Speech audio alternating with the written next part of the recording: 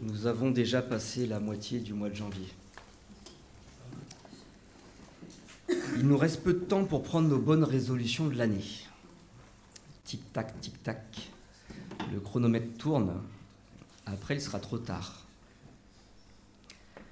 Mais peut-être n'avez-vous pas l'intention de prendre de résolutions cette année. Peut-être en avez-vous assez de tout ce tralala qui revient tous les ans. Se souhaiter une bonne année, formuler des vœux les uns pour les autres, se fixer des bonnes résolutions que l'on aura oubliées quelques semaines plus tard. À quoi bon tout ce cirque? Et puis est-ce biblique, tout ça? C'est vrai. En tant que chrétiens, nous avons déjà un calendrier liturgique bien chargé. Pourquoi devrions-nous, en plus, nous encombrer de rituels inutiles? J'en étais à ce stade de mes réflexions lorsque j'ai commencé à préparer cette prédication.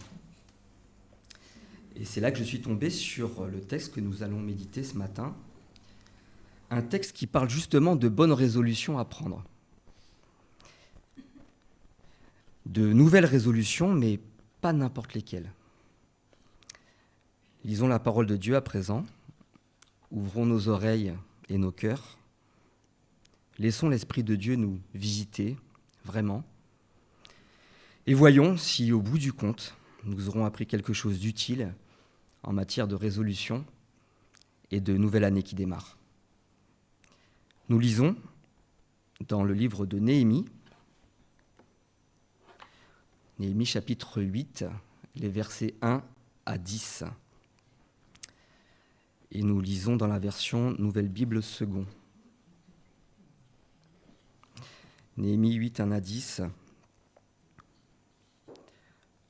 Alors tout le peuple se rassembla comme un seul homme sur la place qui est devant la porte des eaux. Ils dirent à Esdras, le scribe, d'apporter le livre de la loi de Moïse, la loi que le Seigneur avait instituée pour Israël. Esdras, le prêtre, apporta la loi devant toute l'assemblée, les hommes, les femmes et tous ceux qui pouvaient comprendre ce qu'ils entendaient. C'était le premier jour du 7e mois. Il lut dans le livre depuis le matin jusqu'au milieu du jour, devant la place qui est en face de la porte des eaux, en présence des hommes, des femmes et de tous ceux qui comprenaient. Tout le peuple était attentif à la lecture du livre de la loi.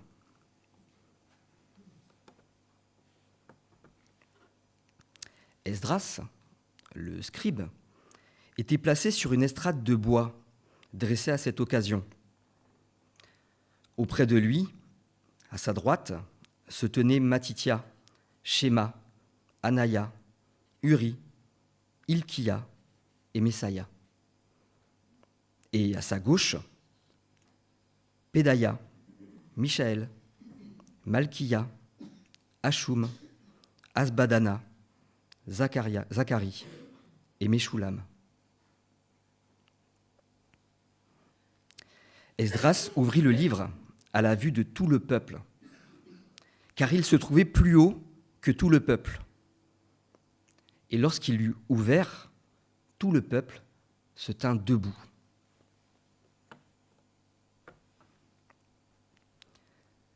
Esdras bénit le Seigneur, le grand Dieu, et tout le peuple répondit en levant les mains, « Qu'il en soit ainsi, qu'il en soit ainsi !»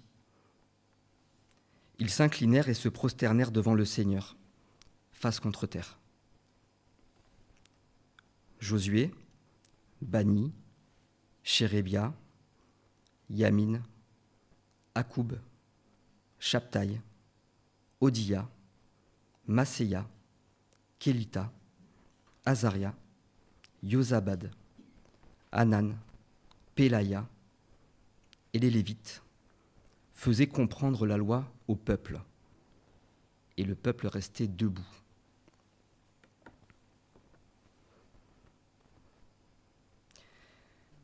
Ils lisaient distinctement dans le livre de la loi de Dieu et ils en donnaient le sens pour faire comprendre ce qu'ils avaient lu. Son Excellence, Néhémie, Esdras, le prêtre scribe, et les Lévites qui instruisaient le peuple, dirent à tout le peuple : ce jour est sacré pour le Seigneur votre Dieu. Ne soyez pas dans le deuil et dans les pleurs, car tout le peuple pleurait en entendant les paroles de la loi. Esdras leur dit : allez, mangez des viandes grasses, buvez des liqueurs douces et envoyez des parts à ceux qui n'ont rien de prêt, car ce jour est sacré pour notre Seigneur. Ne vous affligez pas, car la joie du Seigneur est votre force. Jusqu'ici notre lecture. Apportons d'emblée quelques précisions pour comprendre le contexte dans lequel se déroule la scène qui nous est décrite. Nous sommes à Jérusalem, en 445 avant Jésus-Christ. 140 ans plus tôt, la ville avait été prise par le roi de Babylone. Le peuple juif avait eu, selon lui, un double tort. Premièrement, celui d'être particulièrement attaché à son identité, au point de refuser de se soumettre. Deuxièmement, celui d'occuper un territoire qui lui barrait l'accès à la mer Méditerranée. Le roi s'était alors montré sans pitié. Le temple avait été totalement démoli et le peuple avait été déporté à Babylone. C'est l'une des heures les plus sombres de l'histoire du peuple d'Israël. Mais 140 ans plus tard, au moment où se déroule le récit que nous avons lu, les choses ont évolué favorablement. À son tour, Babylone a été conquise par les Perses. Et l'empereur des Perses, Cyrus, soucieux de ne pas s'attirer le courroux des dieux des peuples soumis, les autorise à reprendre possession de leurs terres et à reconstruire leurs lieux saints. Par vagues successives, sur plusieurs décennies, les Hébreux sont enfin autorisés à retourner à Jérusalem et à reconstruire le temple.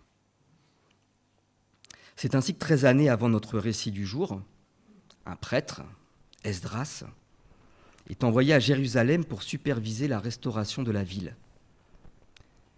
Il est rejoint quelques années plus tard par un autre homme au profil différent, Néhémie, un haut fonctionnaire, chargé plus particulièrement de la réfection de la muraille et qui sera l'instigateur de nombreuses réformes. À eux deux, soutenus par les prophètes Agée et Zacharie, ils vont conduire cet immense chantier de reconstruction dont Jérusalem a grandement besoin. C'est une autre période très marquante de l'histoire du peuple juif. C'est un véritable renouveau, un nouveau départ absolument nécessaire. Car il faut préparer le terrain pour permettre la venue 500 ans plus tard de Jésus, le sauveur de l'humanité. Mais nous n'en sommes pas encore là. À ce stade, tout est à reconstruire. Sur le plan matériel, les murs, les édifices sont à reconstruire, mais également sur le plan spirituel. Le peuple, après un si long exil, a quasiment tout oublié de son histoire. Il ne sait plus ce qu'il doit faire, il ne sait plus ce qu'il doit croire. Il est temps de repartir sur des bases robustes. Mais par où commencer ? Le chantier est titanesque. C'est là que le texte entre en résonance avec notre questionnement du début. Le peuple a besoin de prendre des résolutions, des orientations très fortes pour réussir ce chantier de reconstruction. Et c'est ainsi qu'il va prendre 3 résolutions. Première résolution. Par où commencer lorsqu'il devient urgent de retourner vers Dieu.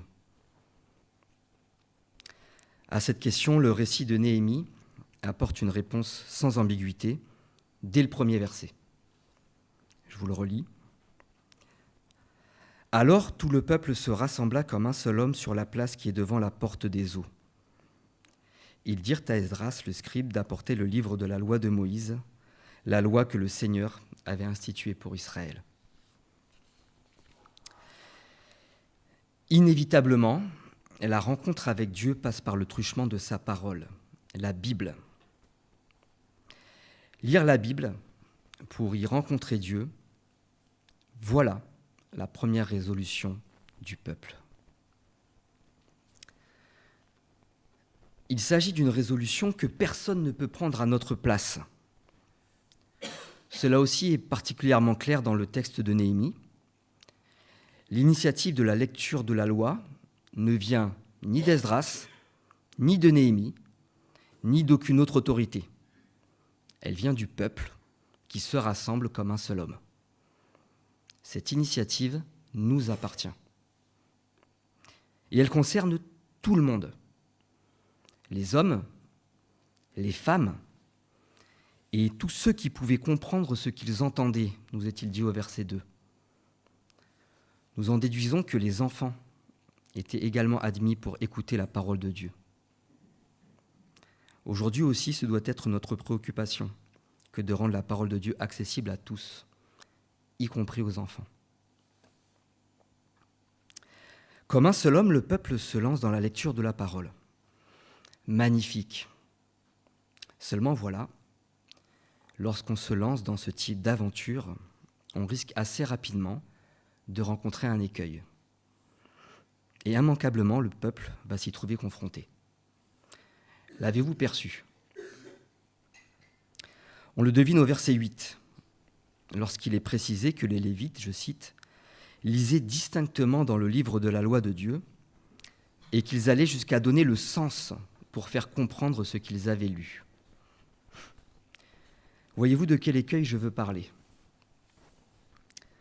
Le peuple a la volonté de lire la Bible, mais il ne comprend pas le sens de ce qu'il lit. Il ne comprend pas ce qu'il lit. Comment est-ce possible ? Les commentateurs font valoir deux hypothèses. La première hypothèse rappelle un peu ce que nous faisons dimanche après dimanche lors des prédications. Nous lisons un texte et nous essayons d'en percer le sens à travers une étude approfondie menée par l'un d'entre nous. Le peuple ferait exactement ce que nous sommes en train de faire en ce moment. Pourquoi pas ? Mais d'autres commentateurs vont plus loin, en avançant l'hypothèse que le peuple ne comprenait vraiment pas du tout le texte qui lui était lu. Il ne le comprenait pas tout simplement parce qu'il ne parlait plus la langue dans laquelle le texte était écrit. Voilà des générations que le peuple était en déportation. Il ne parlait plus hébreu. Il avait besoin qu'on lui traduise le texte en araméen, la langue diplomatique de l'Empire perse, qui était devenue, de fait, la langue usuelle du peuple en exil. Cette seconde hypothèse est d'ailleurs corroborée par la découverte de ce qu'on appelle les targums, des traductions paraphrasées des écrits de l'Ancien Testament, dont on a trouvé de nombreuses traces à Qumran notamment. Et oui, le peuple juif, qui se trouve face au texte biblique, se trouve exactement dans la même situation que nous aujourd'hui. Comme nous, il a besoin qu'on l'aide à en comprendre le sens. Comme nous, il a besoin qu'on lui traduise un écrit qu'il n'est pas en mesure de lire dans sa langue originelle. Les difficultés de traduction de la Bible ne sont pas nouvelles, elles sont multimillénaires. Lire la Bible est donc la première, la meilleure des résolutions à prendre pour nous aussi en ce début d'année. Le récit de Néhémie nous y incite clairement, mais pas tout seul, pas dans notre coin, au risque de rien comprendre. Mais dans un cadre plus large, dans un cadre de confiance, favorable à une réelle compréhension. Aujourd'hui, ce cadre, c'est ce qu'on appelle l'Église. Nous en arrivons à notre seconde résolution, clairement mise en avant dans notre texte du jour, celle qui consiste à vivre l'Église. Face aux défis qui se dressent face à lui, le peuple fait le choix d'une réponse collective. Il agit comme un seul homme, nous dit le texte. Face aux nombreux défis de notre temps, nous sommes nous aussi appelés à faire le choix d'un engagement collectif. L'Église est le moyen de répondre collectivement à notre besoin individuel de rencontre avec Dieu. C'est ça l'Église. L'Église, c'est avant tout des personnes. Avez-vous noté tous les noms de personnes qui nous sont rapportés dans ce texte ? On retrouve évidemment le nom des deux figures les plus marquantes, Esdras et Néhémie. Esdras, le prêtre, celui qui a reçu la mission 13 ans plus tôt de rétablir la piété à Jérusalem. Et Néhémie, l'excellence, le politicien. Des hommes d'action, courageux et honnêtes. Dieu a besoin que des hommes comme ça répondent à son appel pour faire avancer son Église. C'est encore vrai aujourd'hui. Mais il n'appelle pas que des hommes et des femmes d'exception. Il nous appelle, nous, qui pour la plupart d'entre nous sommes des anonymes de la foi. C'est Matitia, Kelita ou encore Azaria, dont les noms nous sont rapportés dans le passage que nous avons lu, mais dont nous ne savons absolument rien. Qui sont-ils ? Pourquoi sont-ils nommés avec autant de précision, en distinguant ceux qui se trouvent à droite et ceux qui se trouvent à gauche ? Si l'on cherche à répondre à cette question de manière rationnelle et pragmatique, on dira que c'est parce que les livres d'Esdras et Néhémie font partie du même corpus littéraire que le livre des Chroniques, dont la fonction est de retracer de manière rigoureuse l'histoire d'Israël avant et après la déportation. Il faut donc nommer les gens chaque fois que cela est possible. Certes, mais j'y vois également un message de Dieu pour nous. Il nous dit qu'il nous connaît chacun. Il connaît chacun de nos noms. Pas seulement celui du pasteur ou du président du conseil. Il connaît chacun de nos noms, à tous, ici. Car tous, nous constituons cette communauté, cette famille qu'il a décidé de rassembler autour de lui. La relation à Dieu est à la fois individuelle et collective. À la fois individuelle et collective. C'est particulièrement frappant dans notre récit de ce jour. Comme un seul homme, le peuple décide de se rassembler à la porte des eaux et de lire la loi de Moïse. Comme un seul homme, il se tient debout pour écouter. Comme un seul homme, il lève les mains avant de s'incliner et de se prosterner face contre terre. Comme un seul homme. Écouter la parole, adorer, prier. Il est bon de le faire chacun de notre côté. Mais il est également bon de le faire tous ensemble. En cette année 2026, cette vérité fait toujours sens. Nous avons des défis à relever que nous ne pouvons pas relever en ordre dispersé, chacun de notre côté. Les murs de notre ville se lézardent. Le temple est inlassablement attaqué.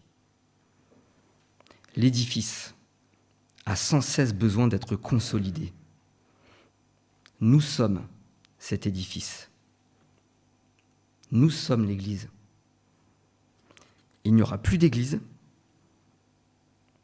si nous ne sommes pas là pour qu'elle existe. C'est aussi simple que cela.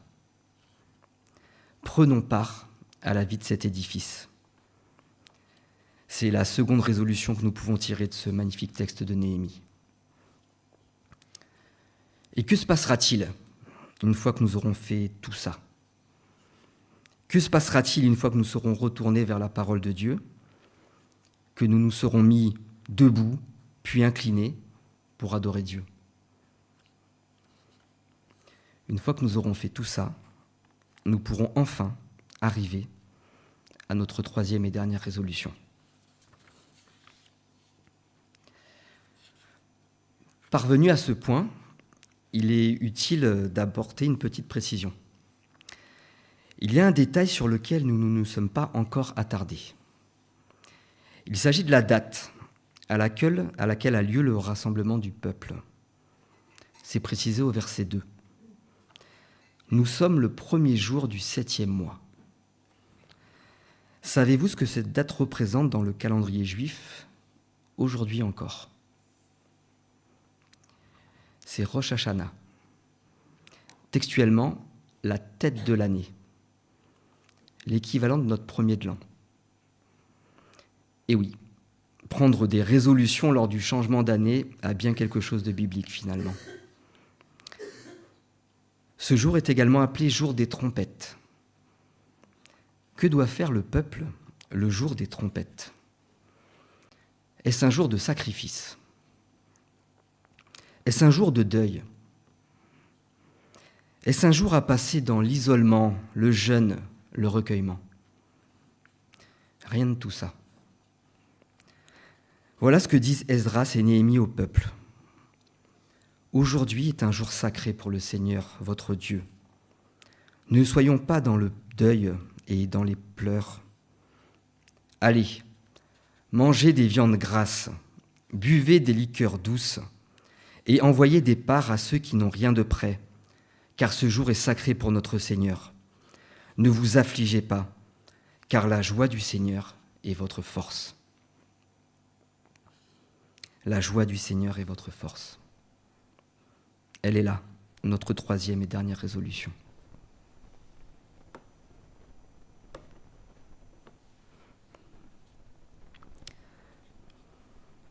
Lire la Bible, entendu. Vivre en Église, nous allons essayer. Mais tout ça pourquoi ? Tout ça pour en arriver là, à ce point précis, accueillir la joie du Seigneur, cette joie qui sera notre force. Ce n'est pas à une vie de tristesse que nous sommes appelés. Ce n'est pas non plus à une vie de sacrifice et de repli sur soi. C'est à une vie de joie. Le jour consacré au Seigneur est un jour de joie. C'est cette joie qui vient de Dieu qui nous donnera la force et le courage, tout au long de l'année, de rebâtir les murs de la forteresse qui sont tombés et qui ne nous protègent plus de nos ennemis. C'est cette même joie qui nous donnera le désir de reconstruire ce temple en nous, qui est peut-être fissuré, mais qui ne demande qu'à être consolidé pour devenir plus fort et plus beau qu'auparavant. Le jour consacré au Seigneur, cela ne vous aura pas échappé, est également un jour de fraternité. Un jour où l'on mange un bon repas. Un jour où l'on partage un bon repas. Un repas solidaire. Un repas fraternel. Car l'Église n'est pas que le lieu où on lit la Bible. L'Église est également un espace permettant de canaliser, de coordonner notre solidarité.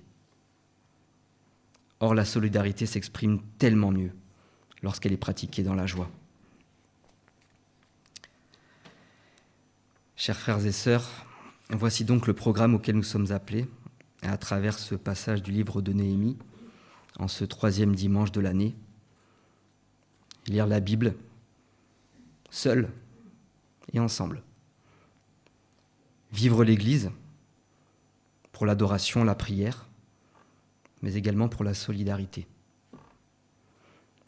Ne pas sombrer dans la morosité qui nous tire naturellement vers le bas. Il y a tellement de raisons d'être triste, mais vivre dans la joie que le Seigneur nous donne. Et si nous prenions aujourd'hui, solennellement, tous ensemble, cette triple résolution devant Dieu. quel risque prenons-nous après tout? La joie du Seigneur sera votre force, nous dit la Bible. Nous prenons le risque de voir cette promesse se réaliser dans nos vies. Alors ne tardons plus et rassemblons-nous devant la porte des eaux comme un seul homme. Il est temps de reconstruire notre temple. Dieu nous y attend. Amen.